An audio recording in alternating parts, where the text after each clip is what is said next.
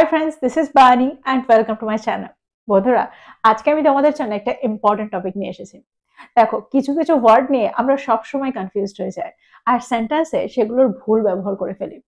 আমরা নিজেরাই বুঝতে পারি না যে কোন ক্ষেত্রে আমরা কোন ওয়ার্ডটা ব্যবহার করলে সেন্টেন্সটা সঠিক হয়। সত্যি ওয়ার্ডগুলো ভীষণই কনফিউজিং।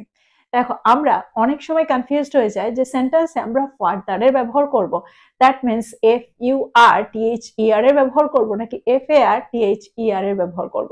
আবার আমরা কন্টিনিউয়াল আর কন্টিনিউয়াসের মধ্যেও কনফিউজড হয়ে যায়। সেন্টেন্সে এই দুটোকে আমরা কখন ব্যবহার করে থাকি, কোন ক্ষেত্রে ব্যবহার করে থাকি। তো আজকে আমরা এই ধরনেরই কিছু ওয়ার্ড দেখব। প্রত্যেকটা ওয়ার্ড কিন্তু খুবই ইম্পর্টেন্ট, খুবই ইউজফুল। প্রত্যেকটা ওয়ার্ডকে খুব মন দিয়ে বোঝার চেষ্টা করো। সেন্টেন্সে আমরা কোন ক্ষেত্রে এগুলোকে ব্যবহার করে থাকি। তো আজকের ভিডিওটা কিন্তু খুবই ইম্পর্টেন্ট, খুবই ফ্রুটফুল হতে চলেছে। তোমরা কোথাও যাবে না, আমার সাথে ভিডিওটা একদম শেষ পর্যন্ত থাকবে। যা চ্যানেল নতুন, অর্থাৎ প্রথম আমার ভিডিও দেখছো, তারা প্লিজ চ্যানেলটাকে সাবস্ক্রাইব করে নিও। তাহলে যখনই আমি ভিডিও আপলোড করব তোমরা নোটিফিকেশন পেয়ে যাবে। তো আর দেরি না করে চলো শুরু করা যাক আজকের ভিডিও। সবার আগে আমরা যে ওয়ার্ড দুটো দেখবো সেটা হলো ফার্দার আর further. That means FARTHER farther আর FURTHER ফার্দার। এই দুটো ওয়ার্ডের মধ্যে কি পার্থক্য দেখো। সবার আগে আমরা দেখি ফার্দার, FARTHER। দেখো, এই ফার্দারকে আমরা লিটারাল ডিস্টেন্স বোঝাতে ব্যবহার করে থাকি। দ্যাট মিনস যখন আমরা আক্ষরিকভাবে দূরত্ব বোঝাবো তখনই আমরা সেন্টেন্সে এই ওয়ার্ডটাকে ব্যবহার করে থাকি। আর এই ওয়ার্ডটার অর্থ হলো আরো দূরে। ফর এক্সাম্পল, যদি আমি বলি তুমি কি বলটা আমার থেকে বেশি দূরে ছুটতে পারবে? Can you throw the ball farther than me? Can you throw the ball farther than me? দেখো, এখানে কিন্তু ডিস্টেন্স বোঝাচ্ছি যে আরো দূরে। আরো দূরের অর্থে আমরা এখানে এই ওয়ার্ডটাকে ব্যবহার করলাম। আমি যতটা দূরে ছুড়েছি তুমি কি তার থেকে বেশি দূরত্বে আরো দূরে বলটাকে ছুটতে পারবে? এরকম অর্থে কিন্তু আমরা সেন্টেন্সে এই ওয়ার্ডটাকে ব্যবহার করছি। দ্যাট মিনস এখানে আমরা একটা লিটারাল ডিস্টেন্স বোঝাচ্ছি। যদি আমি বলি স্টেশনটি বাস স্ট্যান্ডের চেয়ে আরো দূরে, the station is further than the bus stop. The station is further than the bus stop. আমরা প্রায় কোনো জায়গার ডিরেকশন বোঝাতে বলে থাকি দোকানটা বা এটা কোনো একটা জায়গা বাদিক থেকে আরেকটু দূরে, ডান দিক থেকে আরেকটু দূরে, সোজা গিয়ে আরেকটু দূরে।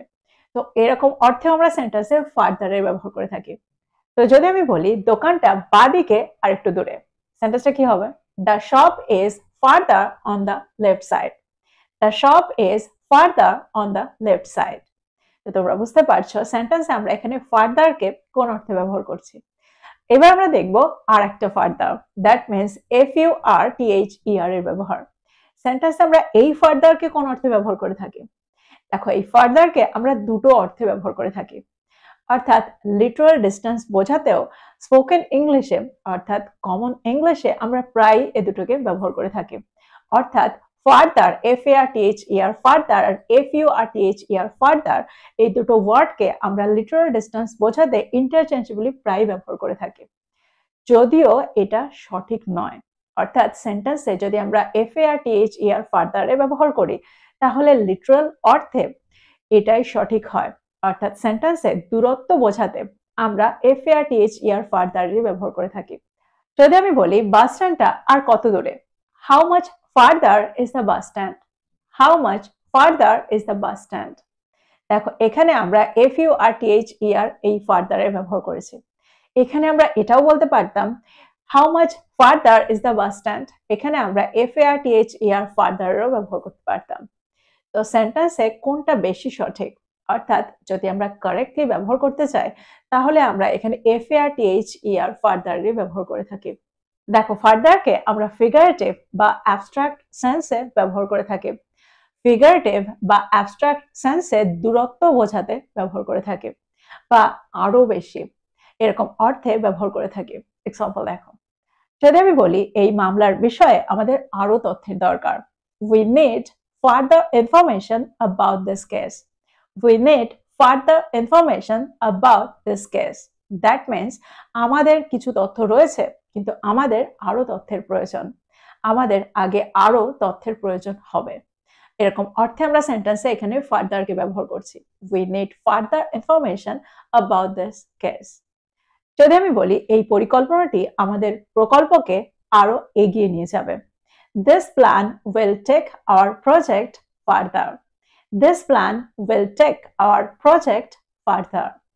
আমরা প্রায় বলে থাকি আমি আর তর্ক করতে চাই না। I don't want to argue any further. I don't want to argue any further. দেখো এখানেও কিন্তু any further এর ব্যবহার করলাম, further এর ব্যবহার করলাম। তো এরকম অ্যাবস্ট্রাক্ট সেন্সে আমরা further কে বেশি ব্যবহার করে থাকি। অর্থাৎ যেখানে আমরা আক্ষরিকভাবে দূরত্ব বোঝাতে চাইছি না, কিন্তু আর আমি ব্যাপারটাকে দূরে নিয়ে যেতে চাইছি না। অর্থাৎ আমি আর তর্কটাকে বাড়াতে চাইছি না। তো এক্সাম্পল গুলোর মধ্যে দিয়ে আমার মনে হয় তোমরা বুঝতে পারলে ফার্দার আর ফার্দারের মধ্যে কি পার্থক্য। এবার আমরা দেখব পরের দুটো কনফিউজিং ওয়ার্ড। এবার আমরা যে দুটো কনফিউজিং ওয়ার্ড দেখব সে দুটো হলো কন্টিনিউয়াল আর কন্টিনিউয়াস। আমরা প্রায় কনফিউজড হয়ে যাই সেন্টেন্সে কন্টিনিউয়ালের ব্যবহার দেখে। দেখো কন্টিনিউয়ালের অর্থ হলো বারবার। দ্যাট মিনস এখানে থেমে থেমে ব্যাপারটাকে বারবার বোঝানো হচ্ছে। That means repeated but not without stopping. অর্থাৎ বারবার কিন্তু অবিরত নয়। এরকম অর্থে আমরা সেন্টেন্সে কন্টিনিউয়ালকে ব্যবহার করে থাকি। এক্সাম্পল দেখো, যদি আমি বলি সে তার বাড়ির কাজে বারবার ভুল করে, he makes continual mistakes in his homework. He makes continual mistakes in his homework. দেখো এখানে আমরা বোঝাতে চাইছি বারবার, অর্থাৎ থেমে থেমে ভুল করে। কিন্তু এখানে আমরা এটা বোঝাতে চাইছি না কোনো একটা জিনিস কন্টিনিউ হচ্ছে। দ্যাট মিনস কোনো একটা জিনিস অবিরতভাবে চলছে, এরকমটা নয়। থেমে থেমে ভুল করে, দ্যাট মিনস কখনো ঠিক কখনো ভুল। একটা এক্সাম্পল দেখো, যদি আমি বলি আমরা ইন্টারনেটটাতে বারবার সমস্যার সম্মুখীন হয়েছিলাম। দ্যাট মিনস আমরা ইন্টারনেটটা নিয়ে বারবার সমস্যার সম্মুখীন হয়েছিলাম। We faced continual problems with the internet. We faced continual problems with the internet. তো তোমরা বুঝতে পারছো সেন্টেন্সে আমরা কন্টিনিউয়াল এই ওয়ার্ডটাকে কোন অর্থে ব্যবহার করছি? বারবার, অর্থাৎ থেমে থেমে কোনো জিনিস বারবার হচ্ছে, এরকম অর্থে আমরা সেন্টেন্সে কন্টিনিউয়ালকে ব্যবহার করছি। এবার আমরা দেখব এর পরের ওয়ার্ডটা, দ্যাট মিনস কন্টিনিউয়াস। দেখো সেন্টেন্সে আমরা কন্টিনিউয়াসকে একটানা বা বিরতিহীন এরকম অর্থে ব্যবহার করে থাকি। অর্থাৎ অবিরত কোনো একটা কাজ চলেই যাচ্ছে, এরকম অর্থে আমরা কন্টিনিউয়াসকে ব্যবহার করে থাকি। এক্সাম্পল দেখো, সে 2 ঘন্টা ধরে একটানা বক্তৃতা দিয়েছিল। He gave a continuous speech for 2 hours. He gave a continuous speech for 2 hours. Continuous speech, that means একটানা বক্তৃতা, এর মধ্যে বারবার থেমে যায়নি, এরকম অর্থে কিন্তু আমরা সেন্টেন্স এখানে কন্টিনিউয়াসকে ব্যবহার করছি। আর একটা এক্সাম্পল দেখো, যদি আমি বলি তার একটানা প্রচেষ্টা অবশেষে সাফল্য এনেছিল। His continuous efforts finally brought success. His continuous efforts finally brought success. দেখো এখানে আমরা এটা অর্থ করতে চাইছি যে একটানা প্রচেষ্টা, অর্থাৎ কখনো হাল ছেড়ে দিয়েছিল আবার কখনো প্রচেষ্টা করেছিল, এরকমটা নয়, একটানা প্রচেষ্টা। তো এক্সাম্পলগুলোর মধ্যে দিয়ে আমার মনে হয় তোমরা বুঝতে পারলে সেন্টেন্সে এই দুটো ওয়ার্ডের মধ্যে কি পার্থক্য। দ্যাট মিনস কন্টিনিউয়াল আর কন্টিনিউয়াসের মধ্যে কি পার্থক্য। এবার আমরা দেখবো এর পরের দুটো। পরের দুটো হলো ইন আ ওয়ে আর ইন দ্য ওয়ে। দেখো আমরা প্রায় কনফিউজড হয়ে যাই এই দুটো স্ট্রাকচারের মধ্যে। সেন্টেন্সে আমরা কখন ইন আ ওয়ে এর ব্যবহার করব আর কখন ইন দ্য ওয়ে এর ব্যবহার করব। সবার আগে আমরা দেখবো ইন আ ওয়ে। দেখো সেন্টেন্সে আমরা ইন আ ওয়ে কে কিছুটা পরিমাণে বা একদিক থেকে এরকম অর্থে ব্যবহার করে থাকি। একদিক থেকে আমি তোমার সাথে একমত, বা কিছুটা আমি তোমার সাথে একমত, that means to some extent, এরকম অর্থে আমরা সেন্টেন্সে এই স্ট্রাকচারটাকে ব্যবহার করতে পারি, ইন আ ওয়ে কে ব্যবহার করতে পারি। যদি আমি বলি কিছুটা বা একদিক থেকে আমি তোমার সাথে একমত, in a way I agree with you. In a way I agree with you. একটা এক্সাম্পল দেখো, যদি আমি বলি একদিক থেকে বা কিছুটা আমি তোমার অনুভূতিটা বুঝতে পারি, in a way I can understand your feelings. In a way I can understand your feelings. তো আমার মনে হয় তোমরা বুঝতে পারলে সেন্টেন্সে আমরা ইন আ ওয়ে কে কোন অর্থে ব্যবহার করছি। ইন আ ওয়ে কে আমরা সেন্টেন্সে একদিক থেকে বা কিছুটা পরিমাণে এরকম অর্থে ব্যবহার করে থাকি। এবার আমরা দেখব ইন দ্য ওয়ে। সেন্টেন্সে আমরা ইন দ্য ওয়ে কে কোন অর্থে ব্যবহার করি। দেখো ইন দ্য ওয়ে এর অর্থ হলো, অর্থাৎ সেন্টেন্সে আমরা যখন ইন দ্য ওয়ে কে ব্যবহার করি তখন আমরা এরকমটা অর্থ করতে চাই যে পথে বাধা হওয়া বা ব্যাঘাত ঘটানো। ফর এক্সাম্পল, দরজাটার সামনে বাধা হয়ে দাঁড়িও না। Don't stand in the way of the door. Don't stand in the way of the door. দেখো অনেক সময় আমরা এই ধরনের কথা বলে থাকি। যখন কেউ দরজার সামনে দাঁড়িয়ে থাকে বা গেটের সামনে দাঁড়িয়ে থাকে, তখন আমরা প্রায় বলে থাকি দরজার সামনে বা গেটের সামনেটায় বাধা হয়ে দাঁড়িও না। তো এরকম অর্থে আমরা সেন্টেন্সে ইন দ্য ওয়ে কে ব্যবহার করে থাকি। প্রায় সময় কোনো শো বা কোনো কিছু দেখার সময় যখন আমরা আগে পিছিয়ে করে বসি, তখন সামনে যখন কেউ চলে আসে আমরা প্রায় বলি, একটু সরুন, আপনি আমার সামনে বাধা হয়ে আসছেন, বা আপনি আমার দেখার পথে বাধা হয়ে আসছেন। অর্থাৎ আপনি আমার রাস্তায় আসছেন, আমার পথে আসছেন, আমি দেখতে পাচ্ছি না। তো এরকম অর্থে আমরা সেন্টেন্সে ইন দ্য ওয়ে কে ব্যবহার করি। তো যদি আমি বলি অনুগ্রহ করে একটু সরুন, আপনি পথে বাধা হচ্ছেন, সেন্টেন্সটা কি হবে? Please move aside, you are in the way. Please move aside, you are in the way. তোমরা বুঝতে পারলে সেন্টেন্স আমরা ইন দ্য ওয়ে কে কোন অর্থে ব্যবহার করছি।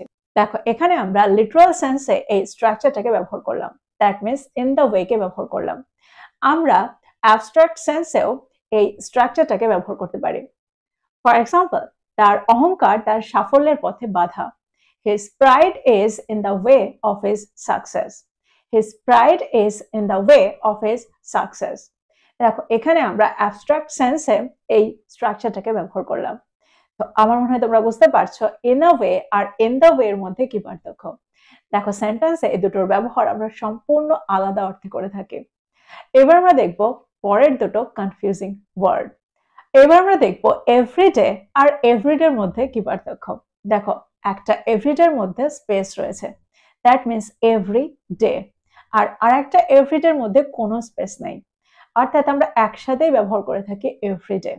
এই দুটো ওয়ার্ডের মধ্যে কি পার্থক্য? দেখো এভরিডে অর্থাৎ যার মধ্যে স্পেস রয়েছে তার অর্থ হলো প্রতিদিন, ডেইলি, অর্থাৎ প্রতিদিন কোনো কিছু ঘটা। এটা হলো একটা অ্যাডভার্বিয়াল ফ্রেজ। সেন্টেন্সে আমরা এটাকে একটা অ্যাডভার্বিয়াল ফ্রেজ হিসেবে ব্যবহার করে থাকি। ফর এক্সাম্পল, যদি আমি বলি তিনি প্রতিদিন খবরের কাগজ পড়েন, he reads the newspaper every day. He reads the newspaper every day. আর একটা এক্সাম্পল দেখো, যদি আমি বলি তারা প্রতিদিন ফুটবল খেলে, they play football every day. They play football every day. দেখো এখানে প্রতিদিন কোনো কিছু ঘটে, প্রতিদিন বোঝাতে এভরিডে কে ব্যবহার করছি। এবার আমরা দেখব এভরিডে, দ্যাট মিনস এই দুটো ওয়ার্ডের মধ্যে কোনো স্পেস নেই। দেখো এটা হলো একটা অ্যাডজেক্টিভ। সেন্টেন্সে আমরা এই ওয়ার্ডটাকে তখন ব্যবহার করি যখন আমরা অর্থ করতে চাই নিত্যকার কোনো ব্যাপার, নিত্যকার কাজ, বা প্রতিদিনকার কাজ, প্রতিদিনকার জামা কাপড়, প্রতিদিনকার কর্তব্য। আমরা প্রায় বলে থাকি এটা তো আমার নিত্যকার কাজ, অর্থাৎ এটা আমার প্রতিদিনকার কাজ। এরকম অর্থে আমরা সেন্টেন্সে এভরিডে কে ব্যবহার করে থাকি। যদি আমি বলি এগুলো আমার প্রতিদিনকার পোশাক, these are my everyday clothes. These are my everyday clothes. একটা এক্সাম্পল দেখো, যদি আমি বলি বই পড়াটা তার নিত্যকার অভ্যাস, দ্যাট মিনস প্রতিদিনকার অভ্যাস। Reading books is his everyday habit. একটা এক্সাম্পল দেখো, এগুলো আমার নিত্যকার দায়িত্ব, these are my everyday responsibilities.